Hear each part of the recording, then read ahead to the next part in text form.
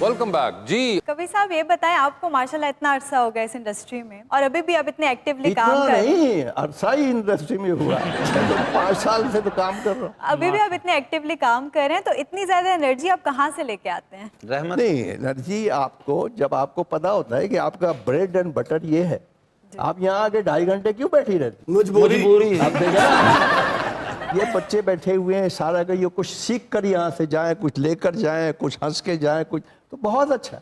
इस प्रोग्राम के आपके चलने की वजह ही है कि इसमें सारे घर बैठ के देख लेते हैं इसको। आप लोग हंसाते भी हैं, आप लोग अच्छी बातें भी करते हैं, आपको सब कुछ आपको मिल जाता है।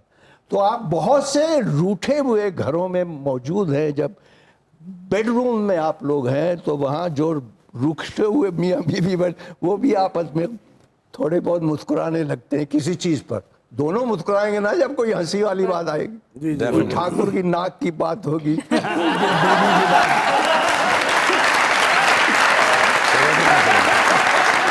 सर एक ना स्ट्रगल का दौर था, मुझे 300 रुपये मिलता था ड्रामे का, यानी पूरे ड्रामे का। खान साहब ने मुझे कहा मरी में ड्रामा है, आपने हमारे साथ करना है, ये लो 1000 रुपये एडवांस। मैं कितनी बारी उन्होंने इंजन करके देखा। ऐसे मैं जेब च पा के तो पिंड चला गया। ड्रामे में नहीं गए? ड्रामे च जावा कि अपने रिश्तेदारों ने वो खावा कि मेरे को 1000 रुपये। ये मुझे बात बड़ी अजीब लगी कि आपने पाकिस्तान के अंदर ही उनसे पेमेंट पकड़ी और आप पाकिस्तान के अंदर ही स्लिप हो गए। हाँ जी,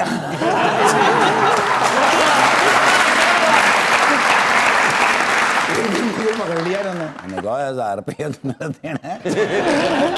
मैं क्या सर माफ कर दो। उस दिन मैं पिंड चला गया ते एलो 1000 रुपया, मैं 1000 रुपये कढ़िया लैके वापस। उन्होंने कहा ये 1000 रुपये तुझे करोड़पति बना देगा। मैं क्या सर किस तरह? कहते सरदार कमाल ने भी मेरा 1000 रुपया खाया हुआ है।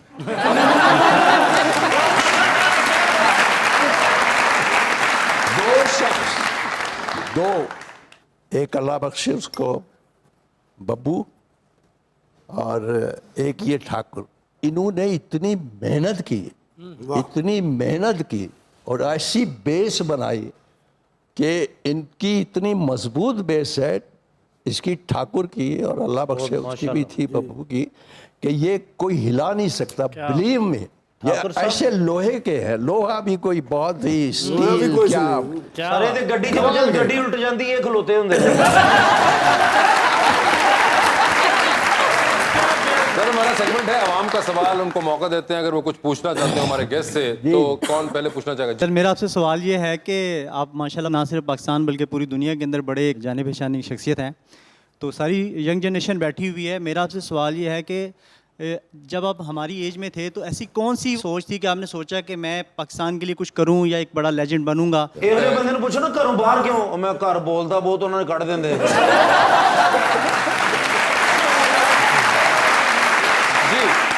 मेहनत के बगैर कुछ नहीं।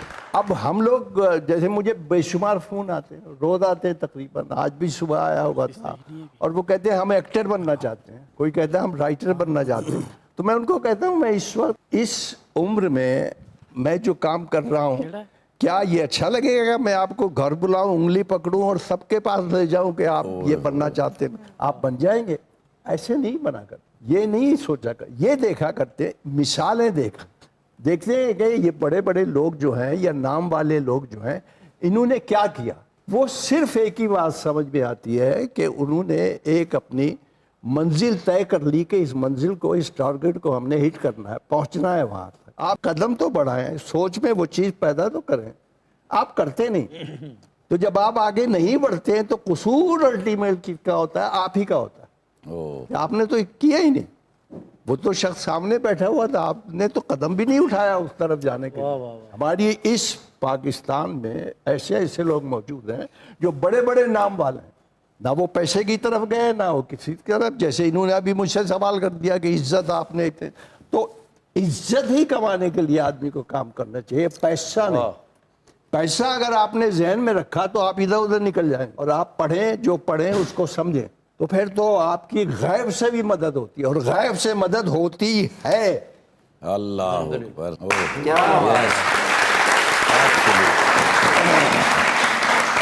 जी आपका सवाल सर। जी अस्सलाम वालेकुम, मेरा नाम रहमत अली है। खान साहब से मेरा सवाल ये है कि खान साहब ने 40-45 साल या 50 साल फिल्मों में और ड्रामों में सफ़र तय किया है, खान साहब की ज़िंदगी में कौन सा ऐसा वक्त आया जिसमें खान साहब बहुत परेशान हो, बड़ा कठिन वक्त हुआ हो? और दूसरे में खान साहब इस वक्त इतना सफ़र करके अपने आप में क्या महसूस कर रहे हैं? जी सर, पहला ये कि कौन सा ऐसा वक्त था जिसमें आपको हुआ कि अब बहुत परेशानी हो गई है, उस लम्हे के बारे में जानना चाह रहे हैं वो। ये लम्हात किसकी जिंदगी में नहीं आते। अब उनको आज सूट वूट पहन के, अच्छे कपड़े पहन के बता के मैं ये गरीब था और गुर्बत थी, ये सवाल मैं कहता हूँ होते क्यों है? अगर वो मेरी गुर्बत थी या मेरा कुछ था, वो था, ये मेरा था यार। अब आप देखें कि मैं क्या हूँ। पूछना चाहते हैं आप तो मैं गार्डन टाउन से, वहां से मैं यहाँ पैदल आ जाता था। एक जमाने में बसेस चलती थी, तो मेरा एक दोस्त रहता था यहीं ये शिमला पहाड़ी। हाँ जी, तो मैं उसके पास गया, मेरे पास थे 13 पैसे उसका टिकट था बस। तो मेरे पास थे कोई 8 पैसे, 6 पैसे कुछ। तो मैंने कहा अगर ये 5 पैसे मुझे दे दे तो मैं बस पे चला जाऊँ। तो मैं उसके पास खड़ा रहा और वो अपने स्कूटर पे खड़ा रहा।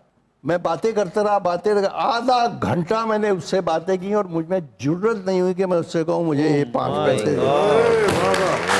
अच्छा यार ये। और मैं पैदल चला गया और वहीं एक स्क्रीन एंड साउंड स्टूडियो हुआ करता था। याद है आपको? पहली फिल्म जो मैंने की थी वो मैंने वहाँ स्क्रीन एंड साउंड, ये जो रोड है फिरोजपुर रोड, उसमें बीच में रहमानपुरा को जहाँ रोड जाती वहाँ एक खंबा होता था बिजली का। तो स्क्रीन एंड साउंड से मैं चेक लेकर निकला था, तो मैंने उस खंबे के नीचे रात को देखा था कोई 2 बजे, वो 250 रुपये का था। ओ मेरी खुशी की इंतहा थी, क्योंकि मैंने 5 रुपए अहमद फराज साहब से भी वसूल किए हुए जब वो पेशावर में रेडियो में थे। तो मेरी जिंदगी, अगर मैं 80 साल का हूँ तो 75 साल मैंने इसमें लगाए। अब 75 साल में 75,000 को इस तरह की चीजें हैं, वो मैं चलता रहूं। वो हिम्मत क्यों, मैं क्यों चलता रहा? मेरी हिम्मत कहाँ से आ गई? क्या था मेरे पास? कुछ भी नहीं। तो ये सब क्या था? किसने ये किया? वो जो था वो वही था, बेशक। वो मैंने नहीं छोड़ा। आपके पास पैसे ना भी होंगे तो आपकी पर्सनैलिटी से लगता है माशाल्लाह के बड़े अमीर होंगे। इन्होंने करोड़ रुपए दे दो, लोगों का नहीं, ये गरीब ही है।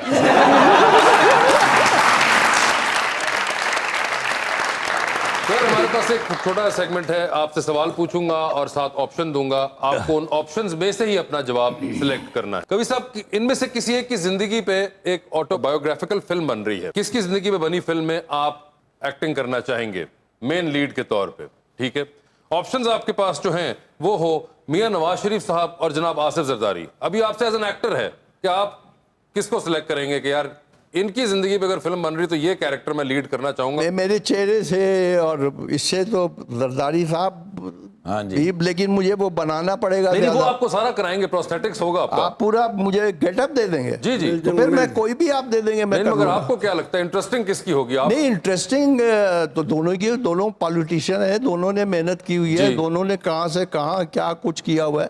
अब चूंकि पॉलिटिक्स से मेरा ताल्लुक नहीं है, लेकिन इज्जत दोनों का एहतराम मैं तो करता हूँ, मैं तो सबका करता हूँ। नहीं तो एज एन एक्टर आपको कौन सी अपील ज्यादा करेगी? जो मुझे सामने आएगी, जिसके पैसे वैसे ज्यादा अच्छे होंगे, कैरेक्टर अच्छा होगा, पैसे ज्यादा अच्छे होंगे जिसमें। अगर मैं कहता हूँ जी ये 6 महीने में एक प्रोजेक्ट में करूँ तो 6 महीने के पैसे तो होने चाहिए ना मेरे। नहीं सर, पैसे बड़े बेहतरीन होंगे। आजा, पैसों में कोई भी आ जाए। एक मियां साहब की बन रही है, एक जरदारी साहब की है, तो मैं जल्दी बनाए फिर। सर ये बताएं, टाइटैनिक फिल्म तो आपने देखी होगी। ये मुकम्मल नहीं देखी, लेकिन सब कुछ सुना है। फिर आपने इतनी दिखा दी है वो इतनी दिखा दी है कि हम समझ गए। बस ठीक है। तो सर टाइटैनिक पर जा रहे हैं आप, 2 VIP पास है आपके पास, एक अपना है, दूसरे पे आप किसी और को लेके जा सकते हैं साथ। किसको टाइटैनिक पर अपने साथ लेके जाना चाहेंगे आप? ऑप्शंस आपके पास जो हैं वो हैं डॉक्टर फरदौस आशिक अवान और शेरी रहमान साहिबा। डॉक्टर फरदौस आशिक अवान। सर ये बताइए, आधी रात का वक्त है, आप बहुत बोर हो रहे हैं, आपके पास एक कॉल करने का बैलेंस मौजूद है, वो एक कॉल अपनी बोरियत खत्म करने के लिए आप इनमें से किनको करेंगे? ठीक है सर, ऑप्शंस आपके पास हैं ये 3 लोग, किसको करेंगे बोरियत खत्म करने के लिए कॉल? इन तीनों के लिए मेरे पास जो जज्बात हैं वो सारे एक से हैं। ठाकुर इसलिए कि ठाकुर जो मैं मुल्तान में वो हर साल, इसको पता ही है जी 23-24 साल से मैं कर रहा था, कुछ फंडिंग किस्म की चीज़ है, कुछ ठीक है, बच्चों को गैदरिंग करना और कुछ तो मैं बीमार हो गया तो इसने आके टेक ओवर कर लिया था, वो इसकी बड़ी मेहरबानी थी। तो इसमें बहुत सी खूबियाँ हैं, बहुत सी खामियाँ भी हैं, ये नहीं है। तो ये ज़्यादा करीब रहा है। उदास के साथ मैं बाकायदा मैंने ड्रामे किए, थिएटर किया है, बाहर भी किया है, तो मैं जानता हूँ बहुत अच्छा। पिया को मैं ज़रा बाद में मिला हूँ, लेकिन पिया इंतहाई खूबसूरत आदमी है, इंतहाई हसीन है। पिया से तो मेरे लिए बड़ा ही मुश्किल होगा, लेकिन इन दोनों से पूछ के मैं कहूँगा चलो ठाकुर। चलें ठाकुर, ठीक है, बिल्कुल। ठाकुर साहब को हो गई कॉल। एक डूबती कश्ती में आप सवार हैं, ठीक है जी। अच्छा। 2 लाइफ जैकेटें आपके पास हैं। अब तो वैसे ही सवार हैं। तो एक तो आपकी अपनी लाइफ जैकेट है, दूसरी आपने किसी और को देनी है। अच्छा। वो दूसरी लाइफ जैकेट आप इनमें से किन को देना चाहेंगे? ऑप्शनें आपके पास जो हैं वो हैं एंजेलिना जोली, आपको अंदाजा है जी। जूलिया रॉबर्ट्स, सदके जाऊं। आपको अंदाजा है, जी, जी। और फिल्म स्टार रेखा। अभी तो मेरी वो हॉलीवुड वाली फिल्म नहीं आई, आई मीट यू देयर, बिल्कुल, उसने भी आना है। उसने भी आना है, बिल्कुल अभी हमें इंशाल्लाह देखें। अब तो वैसे दिल क्या कह रहा है? Julia Roberts. Oh, Julia Roberts होंगी जी। ईमान, ये बताइए मैडम, आप भी आधी रात का वक्त है, शदीद बोर हो रही हैं, एक कॉल करने का बैलेंस मौजूद, वो एक कॉल बोरियत खत्म करने के लिए इनमें से किन को करना चाहेंगी आप? ऑप्शंस आपके पास जो हैं वो हैं मौलाना फजलुर रहमान, ठीक है, और जनाब आसिफ जरदारी। आसिफ जरदारी। आसिफ जरदारी साहब को होगी वो कॉल। आप एक स्पेस रॉकेट में बैठी हुई हैं और चांद पे जा रही हैं। आप किसी एक को अपने साथ लेके जा सकती हैं, लेकिन जिसको आप लेके जाएंगी आप उनको वहीं छोड़ेंगी, although you will come back. तो किसको चांद पे छोड़ देना चाहती हैं आप? ऑप्शंस आपके पास जो हैं वो हैं जनाब उस्मान बुज़दार और जनाब हमजा शहबाज। हमजा शहबाज। हमजा शहबाज, ये बताइए टाइटैनिक पर आप भी जा रही हैं, 2 VIP पास हैं, इनमें से किन को साथ लेके जाना चाहेंगी आप टाइटैनिक पर? ऑप्शंस आपके पास जो हैं वो हैं जनाब हुमायूं सईद, जनाब फहद मुस्तफ़ा और जनाब फवाद खान। फवाद खान सही रहेंगे, ठीक है। डूबती कश्ती में सवार हैं, 2 लाइफ जैकेट्स हैं आपके पास, एक अपनी दूसरी देकर आपने किसी की जान बचानी है, वो दूसरी लाइफ जैकेट आप किन को दे रही हैं? ऑप्शंस आपके पास हैं अकरम उदास और कैसर पिया। क्या यही प्यार है?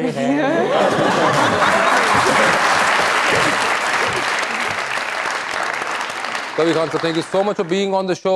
ईमान, आपका बहुत बहुत शुक्रिया and best of luck to both of you.